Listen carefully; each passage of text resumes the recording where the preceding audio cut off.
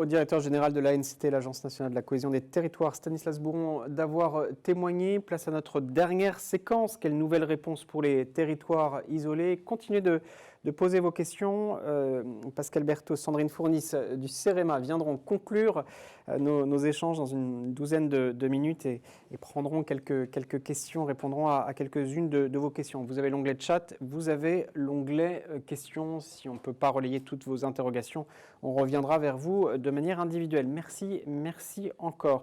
Avec nous en plateau pour échanger sur les nouvelles réponses pour les territoires isolés, Élodie Julien, bonjour. Bonjour, merci. Madame la directrice de la recherche au Rameau, vous présenterez le Rameau dans un instant. Et Sandrine Gérard, bonjour, vous êtes en distanciel. Bonjour. Merci beaucoup d'être là. On donne la parole à des acteurs des quatre coins du territoire. Vous êtes directrice du service au territoire, justement, au CD, enfin, conseil départemental du Loiret. Merci à toutes les deux. Peut-être pour démarrer notre échange, Élodie Julien, un mot sur le Rameau, puis vous nous expliquerez cette problématique des territoires isolés. Mais le Rameau. Avec plaisir, merci en tout cas de cette invitation. Alors le Rameau, c'est un laboratoire de recherche empirique qui est dédié aux alliances d'intérêt général. Alors c'est quoi ces alliances d'intérêt général? C'est la volonté d'acteurs qui sont très différents, publics, privés, associatifs, académiques, à agir ensemble pour répondre à des défis auxquels on est confronté. Alors ça, c'est notre cœur de métier. Notre spécificité, c'est deux choses. On travaille à éclairer la valeur de ces alliances autour d'un triptyque. C'est tous les acteurs, pour tous les territoires et tous les domaines d'action. Et notre deuxième spécificité, c'est qu'on travaille sur le temps long, c'est-à-dire que nos programmes de recherche durent minimum 7 ans, ce qui nous permet de pouvoir capitaliser, formaliser, publier et mettre à disposition de tous nos travaux pour tout le monde. On a 3 missions, c'est de transmettre, ensuite c'est d'innover et puis d'éclairer. Et tout ça, c'est pour tous les territoires. Alors nous, on a un intérêt particulier pour les territoires isolés, parce que ce sont des territoires spécifiques, on a entendu déjà tout à l'heure, qui ont peu de moyens et donc qui ont un fonctionnement frugal, qui nécessite du coup d'innover et de coopérer. Et donc forcément, la coopération, c'est un peu notre cœur. Merci beaucoup. Restez avec moi en plateau. Merci d'être avec nous, Sandrine Gérard. Je crois que vous avez aussi un agenda très, très serré, une réunion dans 3 minutes. Donc je vous donne la parole. On a pris un peu de retard. Notre programme est très riche. Madame la directrice du service au territoire, peut-être je vous donne la parole. Présentez, si vous voulez bien, vos actions, vos méthodes, puis comment vous intervenez plus spécialement en direction des territoires isolés. Vous écoutez. Merci encore. Merci. Le Loiret, donc je ne sais pas si c'est vraiment un territoire isolé. En tout cas, là, je vais simplement en quelques minutes présenter ce que le département met en œuvre pour aller vers l'usager et rapprocher l'usager plutôt des services publics dans des territoires plutôt ruraux. Donc le département là depuis 2000, donc le département du Loiret, c'est 700 000 habitants environ, 323 communes.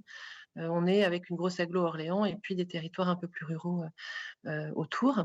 Depuis 2017, le sujet, c'est le désengagement des services de l'État et des opérateurs publics, la CAF, la CARSAT. Donc, le sujet du département et des élus, c'était de permettre aux usagers de continuer à pouvoir joindre et échanger avec les services publics, CAF, CARSAT, CPM, tous ceux que vous connaissez, partout dans le territoire. Donc, le sujet a été d'installer en fait des bornes visio et de conventionner avec des partenaires que j'ai cités pour que l'usager se rende à la mairie ou dans des lieux confidentiels où une borne est à disposition et il peut joindre et échanger des documents très facilement avec ces services publics.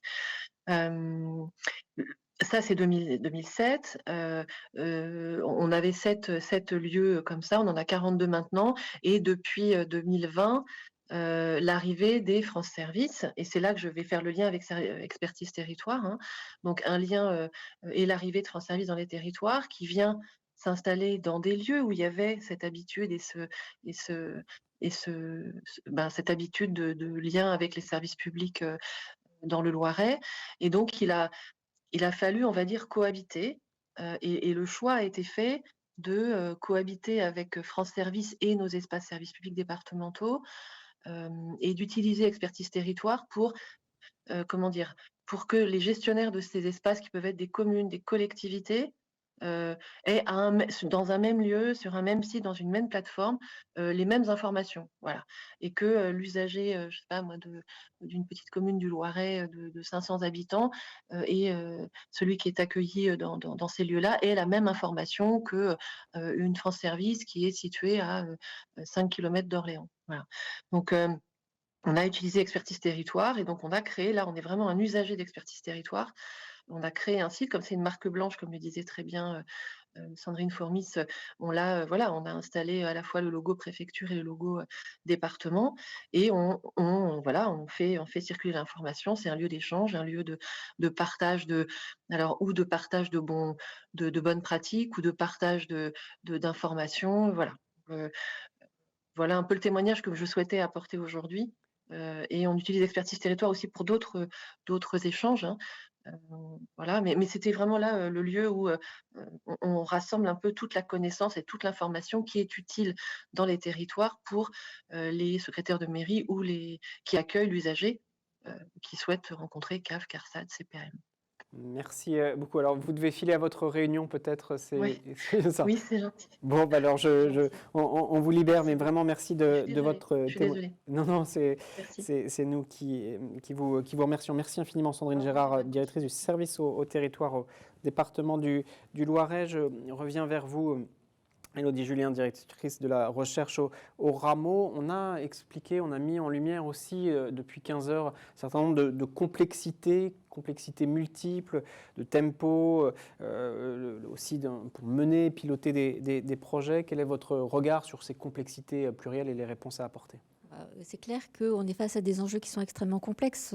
Tous les domaines, c'est-à-dire la mobilité, l'environnement, le numérique par exemple, ce sont des sujets qui sont multidimensionnels. Si on pense environnement, il faut aussi penser à l'éducation, il faut penser à l'accès à la précarité, à l'énergie, il faut penser au bâti. Donc c'est une multiplicité de dimensions et un seul acteur ne peut pas répondre à ces diversités de dimensions. Donc il faut pouvoir articuler les complémentarités, articuler les compétences. Et donc, c'est la réponse à ça, c'est comment on fait pour coopérer, comment on fait pour développer des alliances. Donc là, c'est l'un des moyens, c'est justement de coopérer et d'apporter les forces des uns et des autres pour répondre à cette complexité liée à cette multiplicité de dimensions. Ça, c'est très large, on l'a évoqué, vous résumez très bien les choses.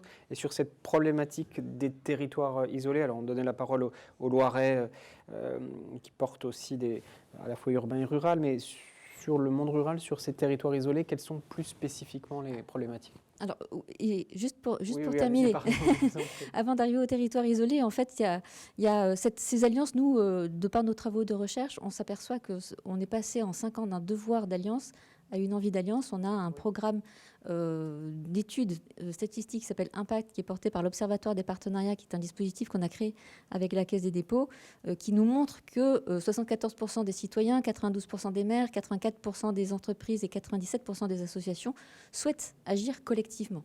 Et pourquoi ? Parce que les alliances, ça a des impacts à la fois sur la performance de l'acteur public, quand il s'associe à la société civile notamment, ses sources d'innovation également, parce que ça permet les alliances de faire émerger des innovations et ça permet aussi de les déployer.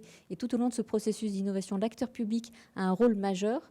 Et puis, c'est source aussi de confiance, parce qu'on voit que le fait d'être à plusieurs, ça permet d'inventer collectivement des réponses face à des enjeux qui sont très complexes.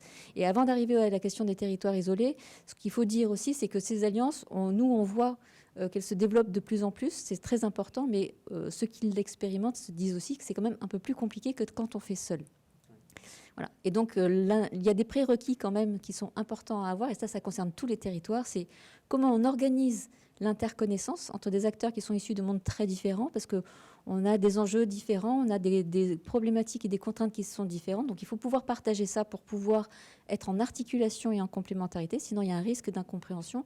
Et puis, comme le disait Madame Corneloup tout à l'heure de la NPP Territoire de Projet, c'est qu'il faut animer régulièrement les territoires pour permettre aux forces vives d'être tout le temps régulièrement mobilisées sans attendre que de nouveaux projets émergent. Et ça, pour créer cette interconnaissance et cette animation, il y a 2 modalités qui sont très complémentaires, qui sont très puissantes. C'est d'avoir des lieux. Il y a eu un exemple avec l'Ermitage tout à l'heure. Ces lieux peuvent avoir des formes très différentes d'un territoire à l'autre, mais ce sont des lieux qui incarnent des projets, qui incarnent les coopérations.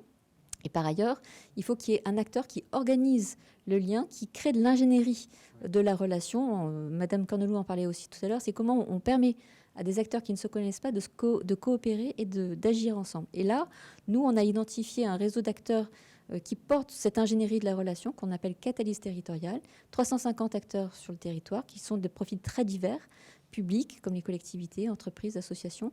Et cette articulation lieu et organisation du lien, l'ingénierie du lien, ça permet d'identifier le premier kilomètre des besoins, les besoins de proximité. Et face à ces besoins ensuite qui sont qualifiés, les expertises de l'ingénierie publique vont pouvoir y répondre. Des porteurs de projets vont pouvoir développer les relations, des projets pour pouvoir répondre à ces besoins. Alors pour en revenir à votre question, territoire isolé, ça, ce que je viens de dire, ça s'applique à tout le monde, à tous les territoires. Le problème, c'est que les territoires isolés, on l'a dit, ce sont des territoires qui ont moins de moyens et notamment qui sont moins dotés en ingénierie. Et donc, ça oblige les collectivités, et notamment certains chefs de projet, à être multicasquettes, à gérer une multiplicité de tâches et surtout à travailler dans la transversalité. Ils ne vont pas être experts métiers, ils vont par contre mobiliser des expertises sur leur territoire pour pouvoir répondre aux besoins qui auront été identifiés. Et donc cette transversalité, ça nécessite d'avoir à la fois une approche opérationnelle, une approche stratégique, voire politique, et donc d'articuler une différence de temporalité. Puisque leur rôle, ça va être à un moment donné de définir quelles sont les fragilités du territoire, sa maturité, pour pouvoir construire avec ces parties prenantes une solution qui va bien. Donc on comprend bien que ces chefs de projet, ce sont des ressources qui sont très rares et qui sont multicasquettes. Donc nous, côté Rameau, à notre échelle, comment on va essayer de répondre et de les valoriser. Et donc, dans le cadre de la Fondation des territoires, dont le Rameau est l'un des cofondateurs, qui est aujourd'hui présidé par Jean-Paul Delevoye, on lance le programme Chef de projet innovation territoriale, dont l'objectif est triple. C'est de valoriser la capacité d'innovation de ces territoires isolés. C'est de valoriser aussi ces compétences transverses de ces chefs de projet, à la fois en interne, mais aussi en externe vis-à-vis de leur écosystème territorial, pour montrer tout ce qu'ils apportent au territoire et cette ingénierie qui est souvent peu visible. Et puis, c'est aussi de les outiller pour développer leurs compétences et faire en sorte qu'ils puissent eux-mêmes faire monter en compétence leur écosystème sur tout ce qui est en lien avec les coopérations. Donc voilà, le Rameau, à son échelle,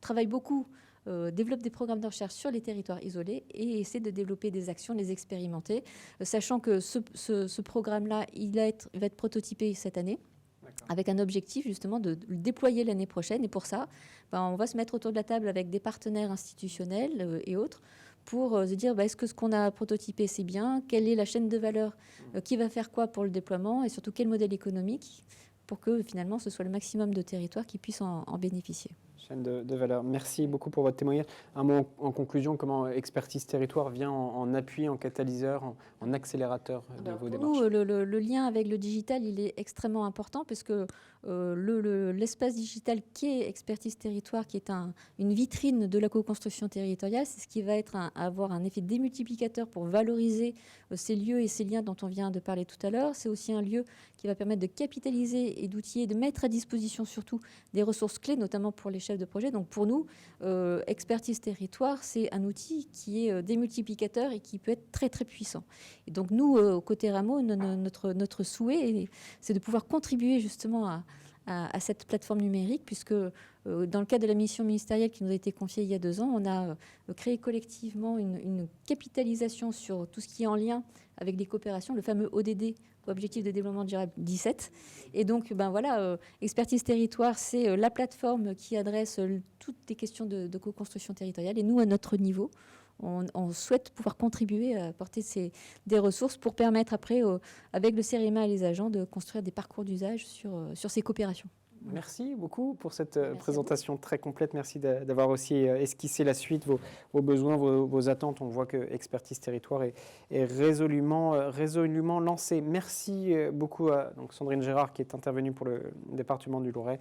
Julien, vous êtes directrice de la recherche au Rameau. On conclut ce colloque vraiment très riche en enseignements dans un instant avec Pascal Berthaud et Sandrine Fournis. Je vous propose de regarder cette courte capsule vidéo. C'est Frédéric Perrière, de 2 minutes. Il est président de l'association des directeurs techniques, l'ADTEC. qui intervient sur ces problématiques, directeur général adjoint chargé des territoires au département de Gironde. On regarde sa très courte intervention et puis on conclut avec Sandrine Fournis et Pascal Berthaud.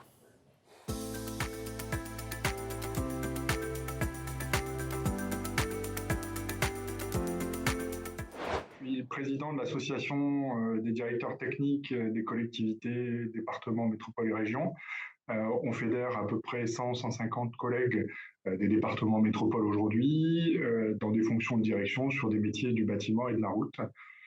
Nous avons créé l'année dernière une communauté pour l'association sur expertise territoire. L'idée générale était de pouvoir échanger entre collègues, entre collectivités sur les sujets qui nous animent au sein de l'association dans nos différents métiers. C'était de pouvoir partager tous ensemble un certain nombre de documents, de pouvoir travailler aussi de manière collective sur des documents et, le cas échéant, de pouvoir partager ça avec l'ensemble de la communauté qui est sur expertise territoire, donc d'externaliser, d'exporter un certain nombre de documents. Peut-être pourquoi on s'est associé à expertise territoire, parce que aujourd'hui, dans notre activité, on a considéré au sein de l'association qu'il y avait un réel besoin de partenariat, de travail collectif, de collaboration entre acteurs. Quand on est confronté à une difficulté sur un territoire, dans une collectivité, dans une organisation, je crois qu'il faut avoir le réflexe de se dire qu'on n'est pas les seuls à avoir ce problème-là, on n'est pas les seuls à avoir eu ce problème-là. Et c'est toujours assez intéressant d'aller chercher les bonnes expériences auprès des collègues, auprès d'autres collègues. Et c'est en ça que nous, on estime que Expertise Territoire est réellement un excellent outil pour nous faciliter la vie au quotidien.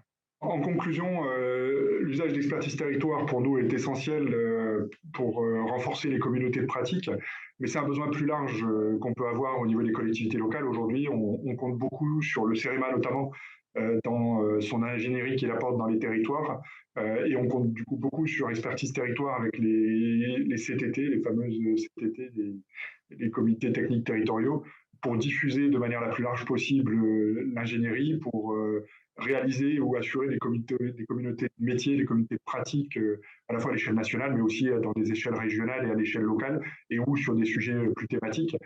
C'est extrêmement important parce que les collectivités, on est nombreuses aujourd'hui en France. On n'a pas toujours toutes les compétences nécessaires. Et encore une fois, l'amélioration de nos pratiques passe par des outils comme Expertise Territoire, passe par un renforcement du CEREMA. Et l'ouverture aujourd'hui du CEREMA aux collectivités locales, le fait qu'on puisse s'appuyer sur le CEREMA en in-house sur l'ingénierie, pour nous est quelque chose d'extrêmement important, justement pour vraiment améliorer le système d'ingénierie et le partage d'un certain nombre de choses avec des collectivités, et notamment les plus petites, parce que c'est elles qui ont le moins d'ingénierie aujourd'hui dans leurs équipes.